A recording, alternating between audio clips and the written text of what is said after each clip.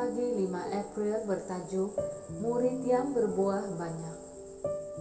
Bacaan firman yang menghasilkan buahnya pada musimnya, Mazmur 1 ayat 3. Dalam 3 frasa terakhir Mazmur 1 ayat 3 menyenaraikan berkat-berkat yang besar yang dijanjikan dalam perkataan pertama Mazmur. 3 berkat ini adalah menakjubkan dan hanya boleh dibekalkan oleh Tuhan yang tidak terbatas. Mazmur 1 ayat 1 hingga 3 mengajar kita jika kita menjauhkan diri daripada kata-kata mengkritik manusia dan sebaliknya mengisi minda kita dengan firman Tuhan siang dan malam, dengan itu membawa air yang memberi kehidupan kepada akar rohani kita, kita akan berbuah pada musimnya, daun kita tidak akan layu dan apa sahaja yang kita lakukan akan berhasil. Kita sudah pun mengetahui semasa bacaan renungan kebaktian dari 18 hingga 28 Februari bahwa tujuan kehidupan orang Kristen adalah supaya berbuah dan merupakan salah satu ciri utama yang memisahkan anak-anak Tuhan yang rendah hati dan beriman daripada orang-orang sombong dan tidak percaya di sekeliling mereka.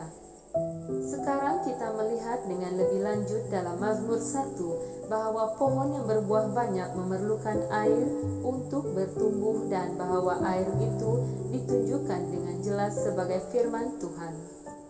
Mazmur 119 ayat 11 menggemahkan pandangan yang sama seperti Mazmur 1 apabila ayat ini berbunyi, "Dalam hatiku aku menyimpan janjimu supaya aku jangan berdosa terhadap Engkau."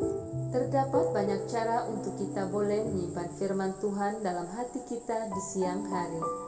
Dengan menghafal ayat Alkitab, dengan mendengar musik dan khutbah Kristen yang baik, dan dengan menyimpan dalam telepon bimbit kita hanya perkataan dan musik yang baik untuk mengisi pikiran kita dengan pemikiran yang baik. Akhir sekali, kita harus sentiasa ingat bagaimana sepohon pokok bertumbuh.